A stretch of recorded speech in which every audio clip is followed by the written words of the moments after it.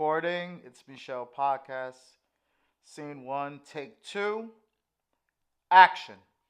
Mi gente, welcome back to the It's Me Shell podcast. I'm your girl, Michelle S, aka Chitty, and with us we have aka Chatty. Fuck it, I fucked that up too. I'm Chatty, she's Chitty. Cut. Oh, Okay. Let's rock and roll, people. All right. All right. All right. Let's Let me know, babe. 3. All right. I'm going to count down 5. I'm going to say rolling, and then I'm going to say action. Okay. All right. 5, 4, 3, 2, 1. Rolling.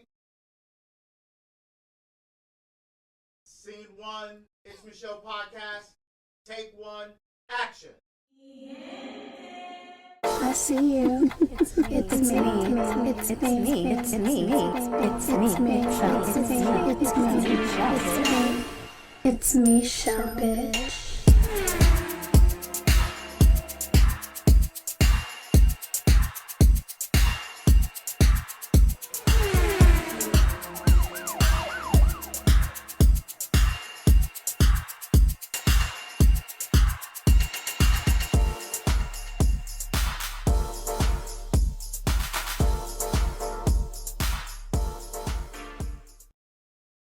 Mi gente, welcome back to the It's Me Shell podcast. And if you don't recognize that beautiful face to the right of me over there, that's Jessica, aka Chitty. Yes, and of course, I'm your girl, Michelle S. Chatty, and we're missing Bang Bang. Mr. Thurgood, we're missing you, bitch. Yes, bang, bang. Where are you? And together we are the Chitty, Chatty, Bang Bang, Bangs.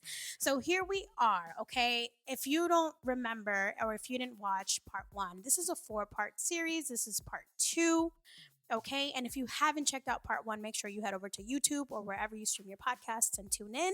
Of course, after you listen to this episode, and don't forget to click that subscription button, the like button, the follow button. No matter who you are, we love it when you click all those buttons at the same damn time.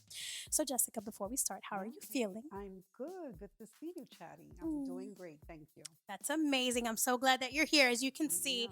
it's just different ambiance. It's nice. It's a vibe. And like we said before, Bang Bang, we miss you. We so miss you. We miss you. All right. So I have my iPad today. Thanks to my lovely husband. We're using the iPad. And as far as myself, I'm doing well. I've had a trying week with the snow. Oh, have we all? Yeah, it's a little ridiculous. Chitty earlier said that the groundhog needs to be Oh, just come out and be Just like, "Hey, come bitch, out. I'm here." that's right. Because we need Early the spring. Early Absolutely. spring. Absolutely. And because of our schedules, it took a little longer for us to get here, but here we are. Yes, we're All right, here. so we chilling. It's the new year. We're doing what we have to do. And this topic, or for this episode, we're going to be talking about, I think we said parents, right? We're going to talk about Parenting. parental relationships. Stop with the fucking whining. So, mi gente, sit back and enjoy the ride. It's going to be the same as before. Instead of pulling the names out of our lovely skull, which we have here, we just wanted her to be around because she's part of the vibe at this point. She is She's part of the Chitty family. Bang Bang. She's part of the family, so here she is. But I have all the discussion topics on my, iPad because I'm cool.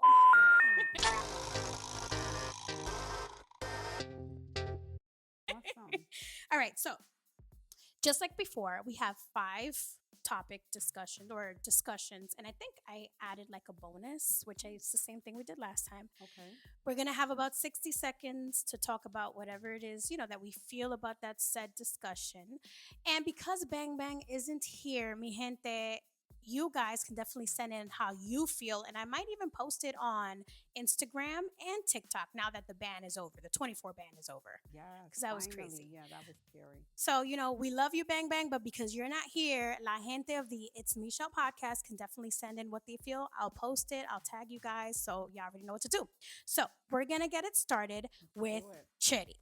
So, the first discussion topic is I'm a girl and you're a boy. Everything is still the same, isn't it? And this is just when parents treat their children differently. And what does that have to do with their gender? Yeah? Yeah, absolutely. So let me know. You ready? I'm ready. Okay, here we go. So yeah, I think when it comes to parenting our kids, we tend to approach them based on their gender, and so inadvertently we put out certain expectations. We approach them a certain way just because they are a boy or a girl, and we have to be very careful with that because we're sending subtle messages of what's acceptable, what's not acceptable, and we want to keep an open mind so that they have free expression of who they are, how they're coming to the table, how they're feeling, and they're able to like just feel free to share who they are and not impose on them those kind of like norms that we're used to growing up with that say boys play with toys that are trucks and blocks, and girls play with dolls, or boys wear blue and girls wear pink. Be very careful with that because you're really just sort of like imposing your mindset on your kids. Yeah. Yeah. I wholeheartedly agree with that.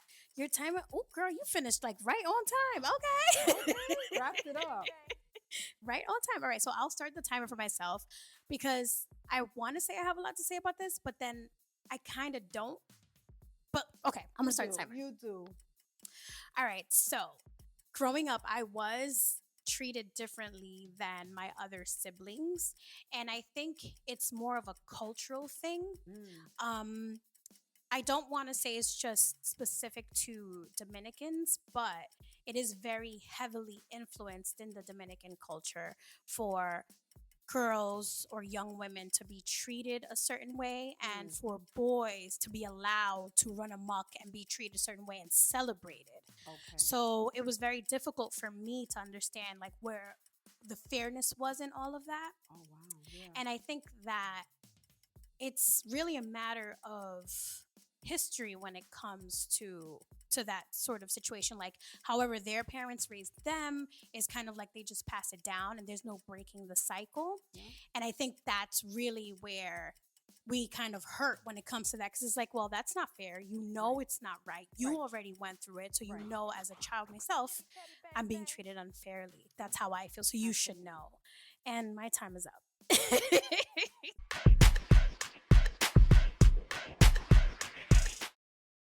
Oh yeah, there's that famous saying, right? In Latin culture, it might be in others, but I know in Latin culture it's said that we raise our daughters, but we love on our sons. Yes, and it goes, I think it's criamos nuestras hembras y amamos nuestros varones. And I think that's where the lack of accountability absolutely comes. Yep. And that might be for another episode, but that's why we have a lot of, and I don't want to give it a number because statistically I don't know. I don't have that number, but that's why we have a lot of males, a lot of men running around here who don't hold themselves accountable when they do something wrong. Or when they're in the wrong. They don't hold themselves accountable. Right. Well, they think that's their role, right? And they've been taught that. Right. So for them, it's the norm. Yeah. Nobody's checking me. Right. The girls, like you said before, us females, we're being raised to like be domestic. We're being raised to take care of our sons, make them priority. But as like us growing up, who made us priority? Absolutely. If we're being treated, unfairly, it's not a scale. Like the scale's not balanced. Absolutely. Yep. Absolutely. Yep. Bueno, mi gente. It gets deep. You already know. So the next one, and if you want, I can start with this one since you started with the first one. So our next topic of discussion is father and mother versus daughter and son. When parents treat their children different because society and culture said that they should, or is it a personal choice? Okay, so I'm going to get started. Sometimes I feel it's a personal choice because, and I think we were talking about this, it kind of goes together with the first topic that we just went over. It's, you already know as a mother how it feels if it happened to you, how it feels to be treated unfairly, how it feels to show love to one child more than the other child. You know how that feels. And also, if you were a single child and you don't know, you can imagine. Morally, there is something inside you that says, damn, I think I might be doing something wrong. Like my daughter's actions or my son's actions might not be the actions I want, but what am I doing as a parent? Like, what's the reflection towards me? And I don't want people to come for me and be like, well, y'all always want to blame the parents. That's not what I'm saying. What I'm saying is the balance of treating your children fairly or the same way. Like if it's one for one, then it's the same for the other. But I do find that saying is mama's boys and daddy's girls, right? My time is up, girl. My time is up. My time is up. All right, so now it's your turn. Go ahead. Yeah, so I think, Chatty, to piggyback on what you're saying is, again, we're getting that message, right? That daddy's little girl, mama's boy, and then we play into those roles. Yeah. And what we have to be careful is, not to impose on our kids this certain daddy's gonna take care of every little thing for his daughter. Right. Mama's gonna, do the laundry and take care of her son in every which way. Because are those things serving them later in life? Exactly. So it's great to love on your kids. It's great to, treat your daughter like a princess, but to what degree? Yeah. Because now you're setting her up for, that's what everybody has to do. Yeah. And the world just isn't that way. No. It's not always that fair. And for moms, who are doing that with their sons, that could play out very heavily negatively in a relationship. Yeah. Because now you've done everything for your son, the laundry, the cooking, the this, the that. And the next person in his life, his woman, his next love of his life is not going to necessarily want to do that. Right. So we have to be careful on how we're interacting with our kids based on their gender and our own gender. I agree because there are a lot of people, like I've known women in my life, and your time was up, by the way, but you was hitting it. So, but I've met women in my life who have left their partners or don't want or like have some type of like disdain or for their partners because, well, I was treated like a princess.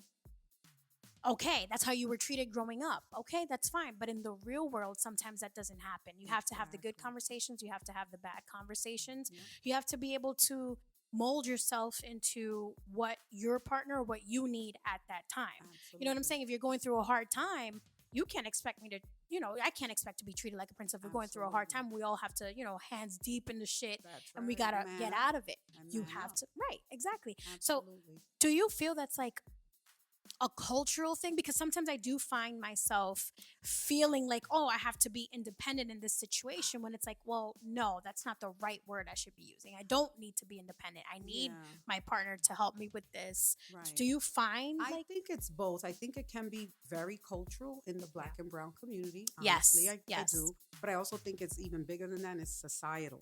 Yeah. We get those messages, in the world in general.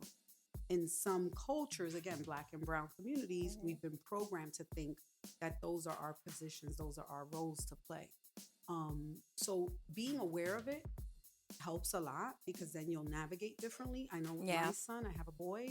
I try not to do a lot for him purposely. Right. Can I do it? Absolutely. Do I want to? Yes, because I want to mother on him. But I'm already at that place where I'm like, it's not going to be good for him later down the road. And I don't want his wife, future girlfriend, blaming me. Right. So no, you're going to go do that for yourself. Yeah. No, you're going to take care of that for yourself. Even though right now you think I'm not being a good mother because I won't do these small things for you, but the small things do add up. Absolutely. And now whatever I do to you and how I treat you, because I'm the first love of your life, let's face it. Yeah. Every mother is the first love of her son's life. You will expect that from your mate. And what's happening? The girls aren't being raised sometimes that way either. And they're being self-sufficient, independent. They don't want to have to mother a boy. Right. I was just going to say, so instead of it being, this is my partner, it's like, well, he's like my second child. I have to. Absolutely. And that's the breakdown of the relationship. And then that's where you see relationships falling apart. Yeah.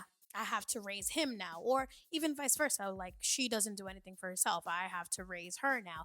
And it's so funny you mentioned that. So I watched a long time ago. I used to watch the show, My Wife and Kids, and I just started watching it again.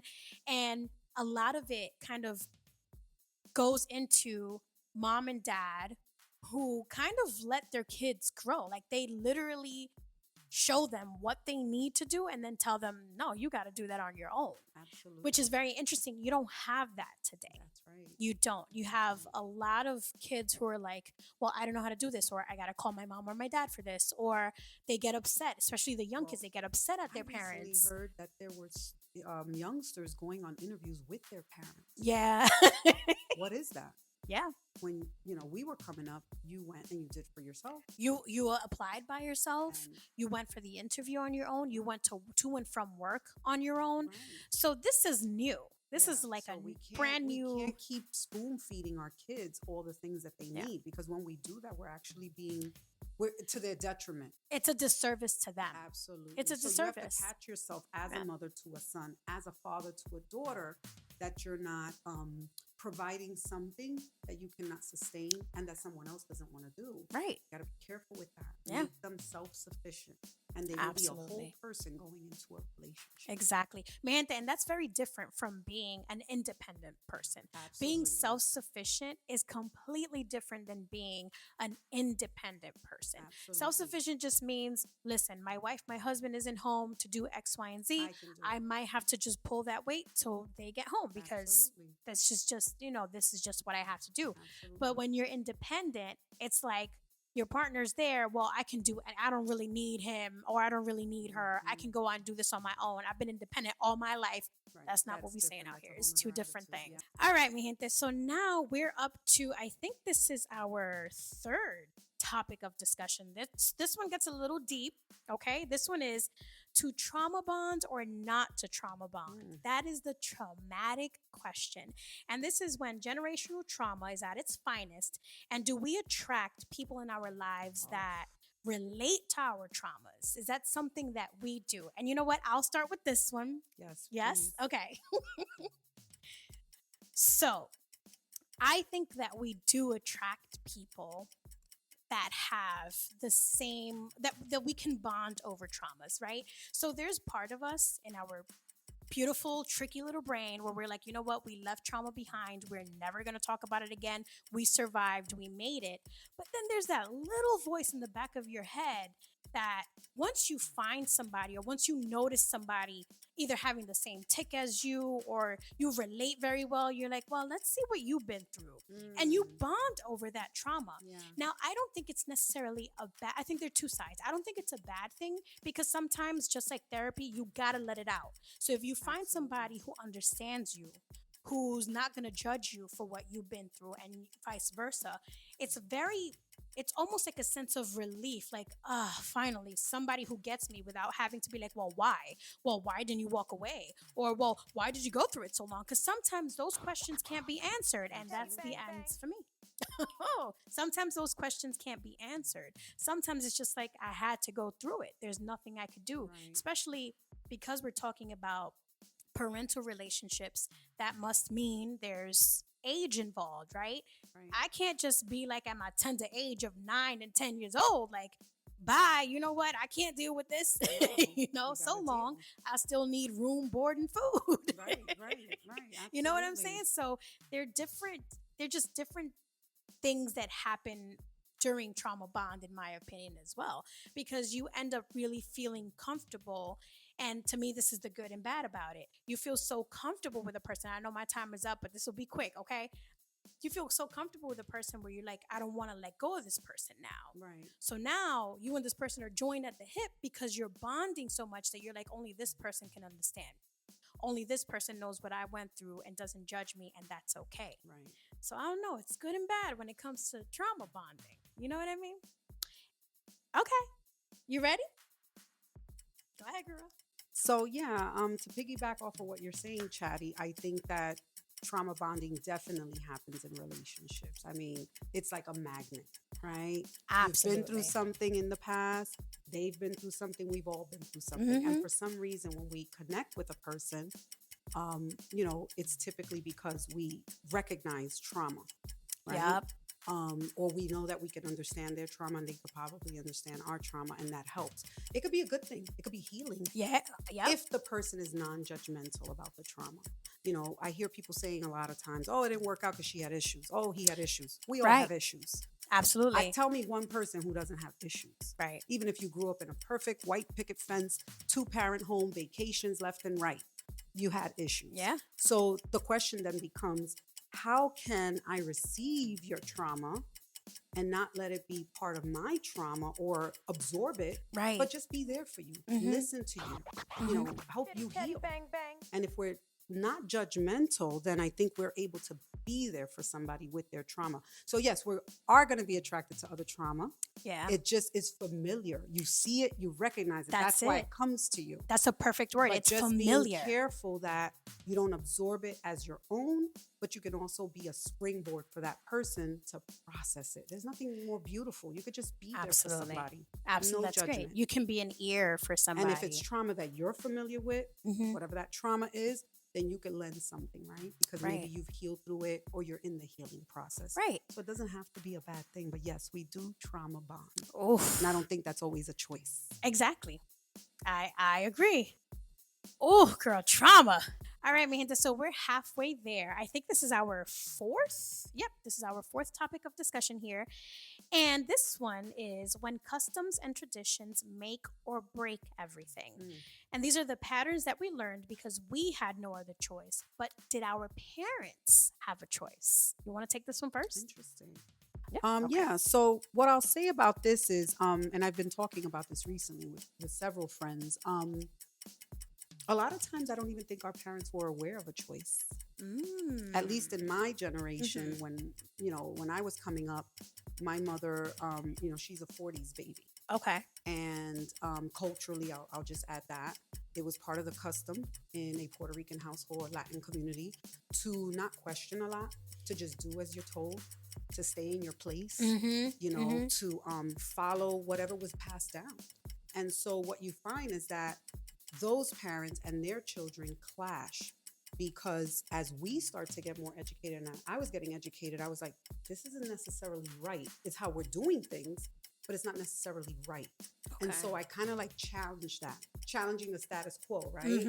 And so I think that oftentimes it's not even a matter of choice with some parents. They just didn't even realize they could do it differently. That's a very interesting take. And that was a good ending point because that's a very interesting take because I see things a little differently. Okay. I mean, okay, let me get started.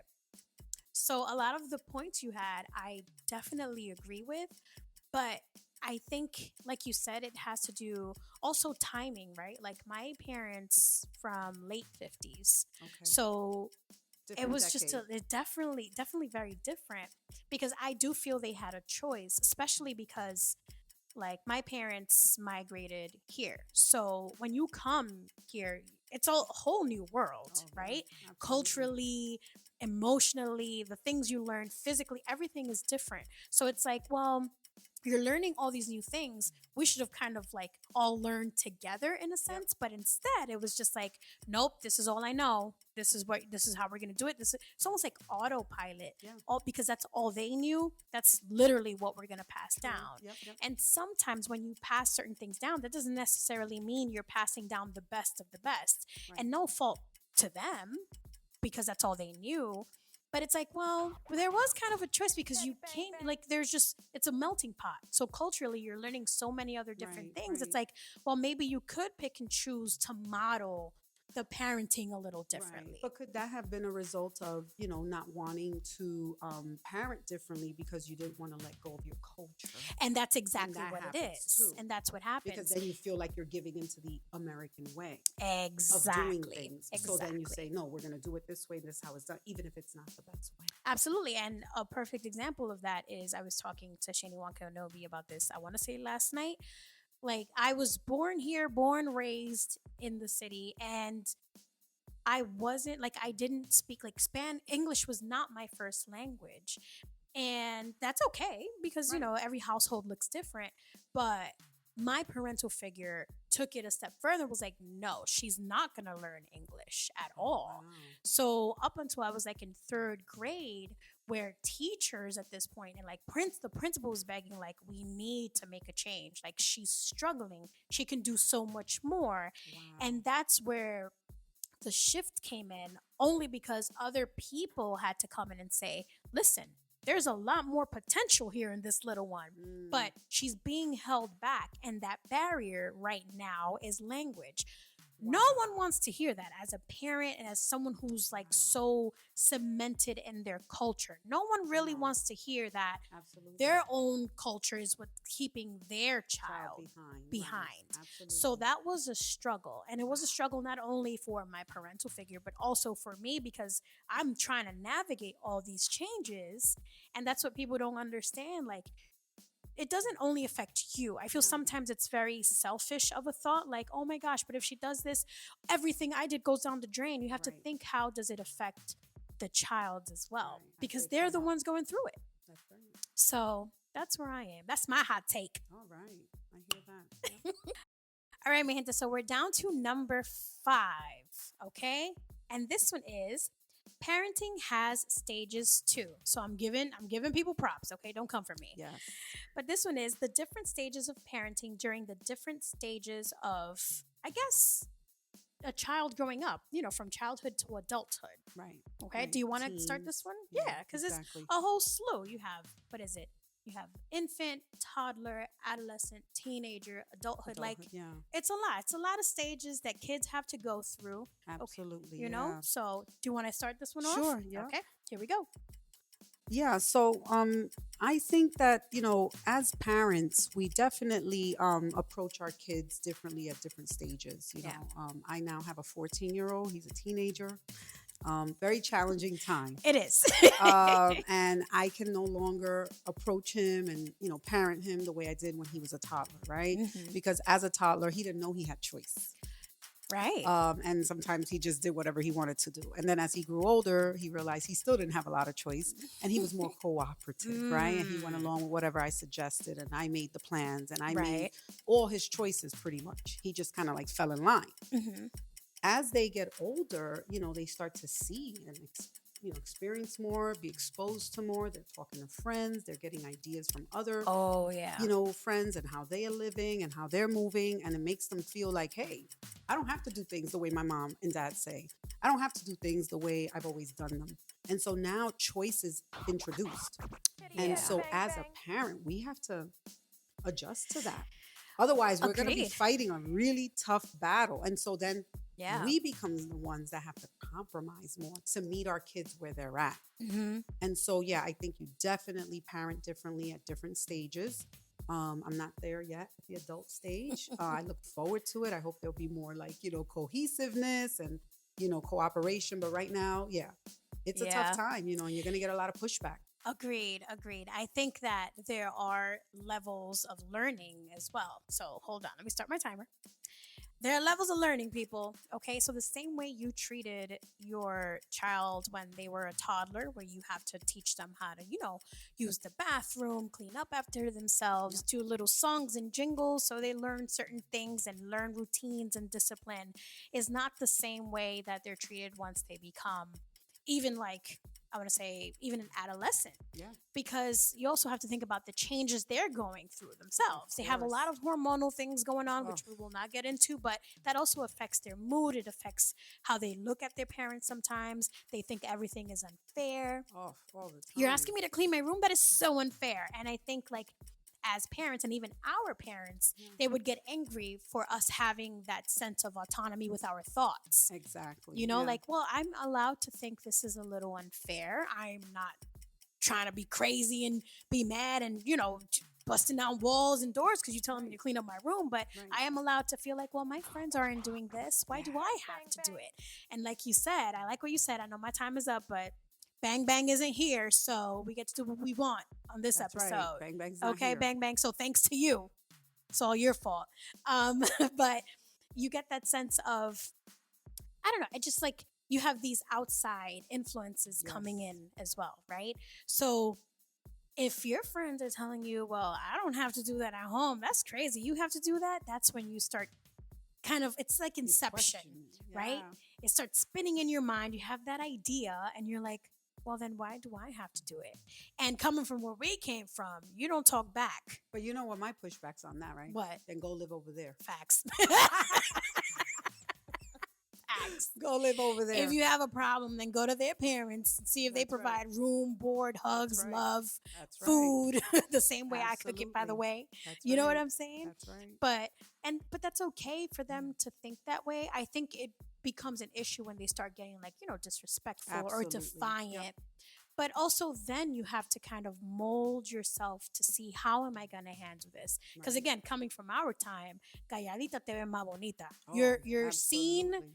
not heard. Not heard. You yeah. don't say anything. You don't talk back. You don't. And I Absolutely. feel like that also, and this might be getting off the rails here, but I feel like that also molded us in a way where we're like, well, being quiet serves everyone better than me speaking up. So I'm just going to stay quiet. I'm just going to sit back and be But is quiet. that what we want? No. And I think this is why you and I have turned out, and Bang Bang, who's not here. That's right. But this Bang, is bang. why we are so outspoken, whether it is with our words, whether it is with other people, whether it is even myself in my comedy. I say what I want to say. You like it, you like it. You don't, you don't. Because I learned that I don't want to be quiet. I don't want to sit in that corner in the back and just be seen. Oh, where's that little girl at? Oh, she's so nice. No, I have something to say. Right. So again, like you said before, it kind of molds, like the way we're being brought up, it molds who we are. Do we bond over that? Sure. Do we change it? Do we realize there's a fix? Do we realize there's another Right. world out there? Right. Absolutely. And I think if we give our kids the room to speak up in a respectful way, Right. it's okay for them to say something that's not in line with what we're thinking. Mm-hmm. We might learn something. We have to Right. be open to that and Exactly. not always mute our kids and shut them down. They have ideas, they Right. have thoughts. They're little people that are going to become adults one day. Right. And they've got to figure it out. So we got to give them that room, all in respect. Yeah. Yep. And I think that also harbors that respect, right? Because when a kid is trying to speak and you're just like, shut up, be quiet. Nope. It's what You I don't said. speak. That's it. That's it. Because I Period. said so. Then remember, you still have the stages of life, right? That's right. They turn into these teenagers and they go into adulthood where it's like, well, you never respected when I had to speak. That's So it's over. It's a wrap. I don't have to respect when you speak, when you have a feeling. It doesn't even matter anymore. Right. So it does, like, again, you don't want your child to go out here in these streets, these That's mean right. streets, and be this way with anybody else that they're trying to create a relationship with, because it's just not So going to work. you should be that safe space that they can speak up in. Absolutely. Got to give it to them. Mhm. Absolutely. All right. Okay. So I think we're up to the last one. Now, I like to call it the bonus, but whatever. It is what it is. So, to fall in line or go against the grain. Do we accept what was passed down, or do we or did we create a new mindset? Wow. Yeah. So, do you want me to start with this one or you want to start? Go right Okay. ahead, Chatty. Okay, I've got the floor, darling. So I definitely didn't fall in line. I went against the grain and I got a lot of shit for it. I definitely did. It was always like, well, why are you doing it this way? That's the wrong way. Oh, this is what's going to happen. This is how it's going to turn up. This is how your kids are going to end up. It was a lot of that. Right. And the one thing that I did learn in my journeyhood through parenthood is community. And unfortunately, I didn't have that. You know how people say it takes a village? I didn't have a lot of that community. And it wasn't because of, it wasn't my choice. It's just the hand I was dealt. So while I was teaching one way, I was getting, something, whatever I taught was being destroyed in another way. So that made it very difficult for me to even raise my children with the community that I had. So it came to a point where I had to kind of like separate myself from that. But what happens is, when you try to create new mindset, when you try to create new traditions, new ways of looking at your culture, you're immediately looked at like, well, do you really want to do it that way? And it's like, well, I do, because I wasn't given the opportunity myself to explore different options, because you kept saying, well, this is how you do things. Now that I'm an adult, it's like I'm growing along with my children. We're all learning. Is it a recipe for disaster? Sometimes, because you're all learning at the same time instead of kind of having it all set up in your mind. Like, you know what? This is the plan. But I feel like that's just how life works in general, whether it's with children, whether it's yourself, whether it's, your parents. there's no rule book. You're kind of learning as you go. So that's what I learned. Okay. And that's my take. Right. You want to go? Okay. Here we go. So, yeah, I like to say, just like Chatty here, I definitely went against the grain. Okay. Coming up in the 70s and doing things differently than my mom, there was definitely a lot of friction because I Yeah. challenged a lot of mindset, a lot of thinking, a lot of ways. We do it like that, but why? Mm-hmm. So definitely, I think each generation goes through that. Oftentimes, my son tells me, "You're doing too much," Oof. or he'll say to me, "You just don't get it." Right. And then I think back to when I used to do that. So I think that each generation has their way of doing things, just like each generation has their set of slang words, their set of like Yes. trendiness things. This is a time where it's very different from when I was growing up, especially with social media. So we have to understand that, a lot of times that's just part of it. There's going to be some going against the grain. Mm-hmm. And I think that there's nothing wrong with that. It's just that we have to be open to what that is and learning about it so we can go along with the trend, right? Or with the kids and where they're at and the generation that they're in. So, yeah, I think that, that's just part of the growth. Yeah. And it's okay I agree. to go against the grain a little. I think that's where we grow. It's okay. And I think those are the key words. Like, it is okay. There is nothing wrong with that. A lot of what I heard throughout, again, parenting journey is, and I said it before, there is no rule book. That's right. So sometimes you have to make shit up. Yeah. Sometimes you have to come up with your own ways of solving a problem, of making a child feel better. Yep. So for us, it was very, very different. And one thing that I was always worried about, even when I was a child, before I even had, the thought process of what a child was, or even making a baby, it was always like, well, when I get older, things are going to be different. Yes. Right? We When always I say get that. older, I'm going to do it different. I'm going to do it different. It's not going to be like this. I'm going to do it this way because and that evolves with time. But right? I think to that point too, you still bring in a little bit of what was given to you, right? Yes. So you may challenge things, you may go against the grain, but let's be honest, we do see that side of ourselves where we're like, oh my God, that's what my mom used to do. Yeah. Or that's what my dad used to say.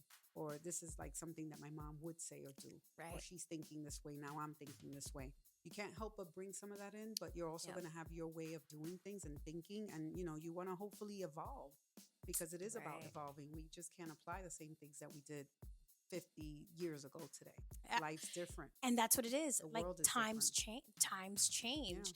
And I think for all people, not just like people before us, or I think for all people, it's hard to, once you realize like times change, it's hard to accept that. Absolutely. You don't want to let go of what kind of like when we're talking about generational trauma bonding, right?